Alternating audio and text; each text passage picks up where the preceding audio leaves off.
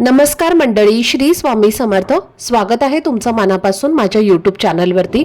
आजचा हा दिवस तुम्हा सर्वांना आनंदाचा, सुखाचा आणि समाधानाचा जाऊ देत, हीच मी स्वामींच्या चरणी प्रार्थना करते आणि आजच्या या नवीन व्हिडिओला सुरुवात करते. पण त्या अगोदर तुम्ही माझ्या चॅनलवरती जर नवीन असाल तर चॅनलला पण लगेच सबस्क्राईब करा आणि कमेंटमध्ये श्री स्वामी समर्थ लिहायला अजिबात विसरू नका. उद्या 2 मार्चला म्हणजे सोमवारी होळीचा सण आलेला आहे आणि दरवर्षी फाल्गुन महिन्यातील हुताशनी पौर्णिमेला होळी साजरी केली जाते. यंदा हुताशनी पौर्णिमेची सुरुवात 2 मार्चला संध्याकाळी 5:57 होत आहे आणि समाप्ती 3 मार्चला संध्याकाळी सुमारे 5:05 होणार आहे.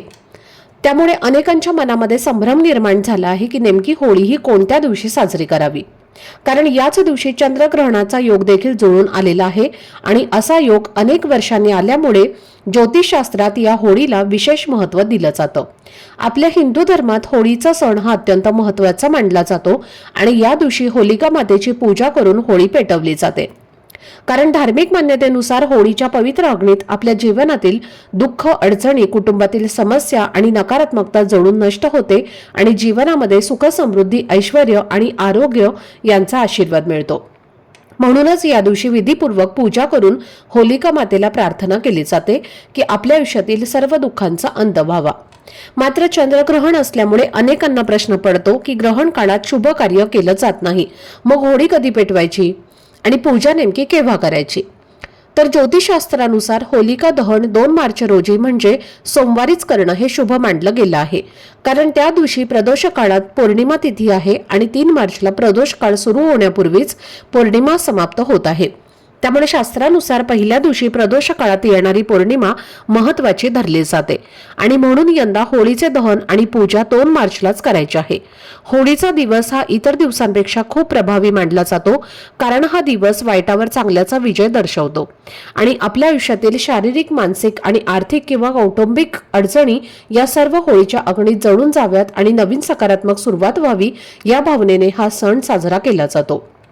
आणि म्हणूनच या दिवशी स्नानालाही विशेष महत्त्व दिलं जातं, कारण आपल्या दिवसाची सुरुवात स्नानानेच होते आणि या स्नानातूनच आपली शुद्धी आणि सकारात्मकता आपण अनुभवत असतो.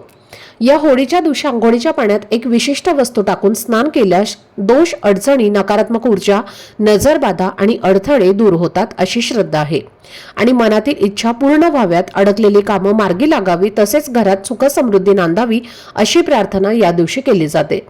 तर ही वस्तू कोणती आहे आणि ती पाण्यात कधी आणि कशी टाकायची आणि स्नान नेमकं कोणत्या वेळेमध्ये करायचा आणि या मागचा संपूर्ण विधी काय आहे याबद्दलची संपूर्ण माहिती आजच्या व्हिडिओमध्ये मी तुमच्यासोबत शेअर करणार आहे. त्यामुळे व्हिडिओ हा स्किप न करता शेवटपर्यंत नक्की पहा, जेणेकरून तुमच्यापर्यंत योग्य ती माहिती पोहोचेल. आणि तुम्ही माझ्या चॅनलवरती जर नवीन असाल तर चॅनलला पण लगेच सबस्क्राईब करा आणि बेल आयकॉनला पण प्रेस करा, म्हणजे मी जेव्हा कधीही नवीन व्हिडिओज अपलोड करेन त्याचं नोटिफिकेशन सर्वात आधी तुम्हाला मिळेल आणि तुमचा एकही व्हिडिओ हा मिस होणार नाही. तसेच खाली असलेल्या हाय बटनवर सुद्धा क्लिक करा. तर पहा, आजच्या या व्हिडिओमध्ये तुम्हाला मी जो उपाय सांगणार आहे तर तो आपण 2 मार्च सोमवारी होळीच्या दिवशी करायचा आहे. कारण आपल्या हिंदू धर्मात प्रत्येक तिथीला एक वेगळं आणि खास महत्त्व असतं आणि प्रत्येक तिथीनुसार काही विशिष्ट सेवा, पूजा आणि उपाय सांगितलेले असतात आणि जे त्या दिवशी अधिक प्रभावी मानले जातात. होळीच्या दिवशी हुताशनी पौर्णिमा असते आणि त्यामुळे या दिवशी स्नान आणि दान यांना विशेष महत्त्व दिलं जातं. कारण पौर्णिमेच्या दिवशी पवित्र नदीमध्ये, विशेषतः गंगेमध्ये स्नान करणं हे अत्यंत शुभ मानलं जातं आणि असं सांगितलं जातं की या दिवशी श्रद्धेने स्नान आणि दान केल्यास माता लक्ष्मी आणि आपले पितर हे आपल्यावरती प्रसन्न होतात आणि आपल्या जीवनातील अडचणी कमी होऊ लागतात. पण प्रत्येकाला गंगेवर किंवा एखाद्या तीर्थक्षेत्रावरती जाऊन स्नान करणं शक्य होत नाही आणि म्हणूनच अशा वेळी आपण घरच्या घरीच आंघोळीच्या पाण्यामध्ये काही पवित्र वस्तू मिसळून स्नान केलं तर त्याचं पुण्यफळ आपल्याला मिळू शकतं अशी श्रद्धा आहे. आणि जर आयुष्यामध्ये सतत अडचणी येत असतील, कामात अडथळे येत असतील, मन अस्वस्थ राहत असेल किंवा काहीतरी नकारात्मकता जाणवत असेल तर अशा विशेष दिवशी केलेलं स्नान मन आणि शरीर हे दोन्ही शुद्ध करण्यास मदत करतं. असं म्हटलं जातं की योग्य भावनेने आणि विश्वासाने केलं तर या स्नानामुळे दोष, नकारात्मक ऊर्जा आणि अडथळे दूर होतात, मन शांत होतं, आत्मविश्वास वाढतो आणि आपल्या इच्छा मनोकामना पूर्ण होण्यासाठी सकारात्मक मार्ग तयार होतो। तसेच प्रत्येकाची इच्छा असते की माता लक्ष्मी आणि कुबेराची कृपा आपल्यावर असावी, घरात धनधान्याची कमतरता भासू नये आणि आर्थिक स्थिती मजबूत व्हावी, आणि या भावनेने केलेला हा उपाय अनेकांना मानसिक आधार आणि सकारात्मक ऊर्जा देतो। कधी कधी आपल्या आसपास अशी लोक असतात जी समोर गोड बोलतात पण मनामध्ये मात्र मत्सर बाळगून असतात, आणि अशा नकारात्मक विचारांचा परिणाम आपल्यावरती होतो असंही अनेकांना वाटतं। त्यामुळे या दिवशी केलेला हा उपाय आपल्या मनातील भीती कमी करून आत्मविश्वास वाढवतो आणि शत्रू किंवा विरोधकामुळे निर्माण झालेला ताण हलका करतो, ज्यामुळे आपल्या आयुष्यामध्ये चांगल्या दिवसांची सुरुवात झाल्यासारखं वाटू लागतं। आता हा उपाय करण्यासाठी तुम्हाला सोमवारी सकाळी लवकर उठायचं आहे। उठल्यानंतर तुम्हाला सर्वप्रथम आंघोळीचं पाणी काढायचं आहे आणि या आंघोळीच्या पाण्यामध्ये तुम्हाला एक पिंपळाचं पान टाकायचं आहे। पिंपळाचं पान तुम्ही आदल्या दिवशीच आणून ठेवू शकता किंवा त्या दिवशी तुम्ही जाऊन हे पिंपळाचं पान आणलं तरी सुद्धा चालेल, कारण आपल्या सर्वांनाच माहिती आहे की होळीच्या दिवशी पिंपळाच्या झाडामध्ये माता लक्ष्मीचा वास असतो आणि पिंपळाचं जे पान असतं तर त्या पानामध्ये या होळीच्या दिवशी माता लक्ष्मी वास करत असते। त्यामुळे होळीच्या दिवशी एक पिंपळाचं पान हे अंघोळीच्या पाण्यामध्ये आवर्जून टाकावं, म्हणून एक पिंपळाचं पान जे आहे तर ते आपल्याला अंघोळीच्या पाण्यामध्ये टाकायचं आहे। त्यासोबतच तुम्हाला एक चिमूटभर काळे तीळ सुद्धा टाकायचे आहेत। काळे तीळ हे नकारात्मकता, नजरबाधा, शत्रूचा त्रास दूर करण्यासाठी खूप प्रभावी मानले जातात, म्हणून चिमूटभर काळे तीळ टाकायचे आहेत आणि एक चिमूटभर हळद तुम्हाला त्या पाण्यामध्ये टाकायची आहे। हळद ही माता लक्ष्मीला अतिशय प्रिय आहे, त्यामुळे धनप्राप्तीसाठी आणि लक्ष्मी प्राप्तीसाठी आपल्याला चिमूटभर हळद अंघोळीच्या पाण्यामध्ये टाकायचे आहे।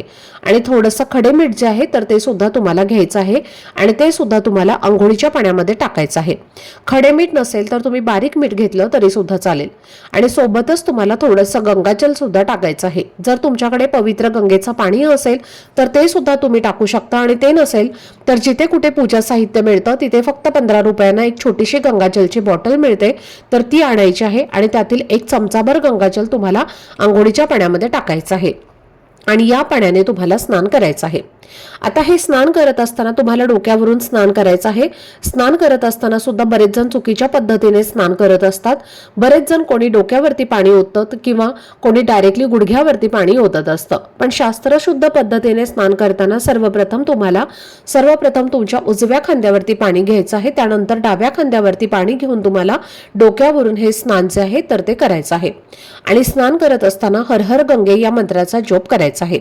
असे स्नान केल्याने माता लक्ष्मीचा आशीर्वाद हा आपल्याला प्राप्त होतो।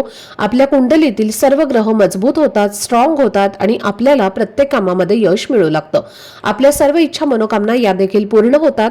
तर या वस्तू होळीच्या दिवशी अंघोळीच्या पाण्यात टाकून स्नान केल्याने सर्व दोष, बाधा, नकारात्मकता, त्याचबरोबर दारिद्र्य, गरिबी ही सुद्धा दूर होते।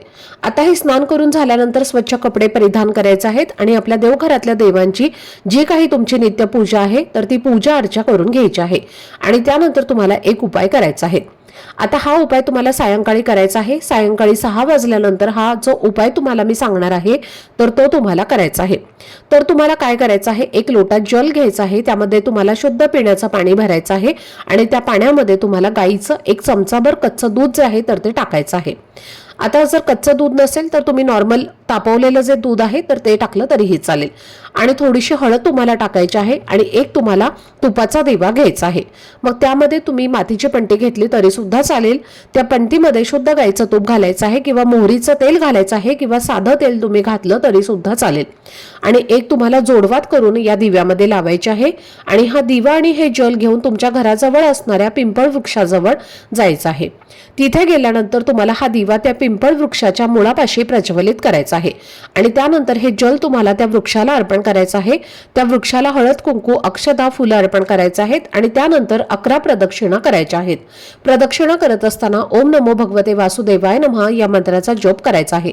त्यानंतर काय करायचं आहे, त्या पिंपळ वृक्षाखाली एखादा पिंपळाचं पान पडलेलं असेल तर ते तुम्हाला घ्यायचं आहे, कुंकू घ्यायचं आहे, कुंकवाचा गंध तयार करून तुम्हाला तिथे असलेल्या एखाद्या काडीने त्या पानावरती तुमची इच्छा लिहायची आहे आणि हे पान तुम्हाला तिथे त्या वृक्षाच्या मुळापाशी अर्पण करायचं आहे आणि दोन्ही हात जोडून तुमची जी काही इच्छा मनोकामना आहे तर ती पूर्ण होण्यासाठी तुम्हाला प्रार्थना करायची आहे।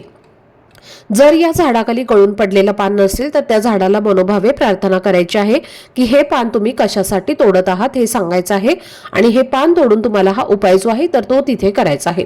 तर हे दोन्ही उपाय खूप जास्त प्रभावी आहेत, त्यामुळे तुम्ही ते नक्कीच होळीच्या दिवशी हे उपाय जे आहेत तर ते करायचे आहेत। तर ही अत्यंत महत्त्वाची माहिती मला तुमच्यासोबत शेअर करायची होती। आजचा हा व्हिडिओ जर तुम्हाला आवडला असेल, माहितीपूर्ण वाटला असेल तर व्हिडिओला लाईक, शेअर आणि चॅनलला सबस्क्राईब नक्की करा। भेटूयात पुढच्या व्हिडिओमध्ये। तोपर्यंत सर्वांना श्री स्वामी समर्थ।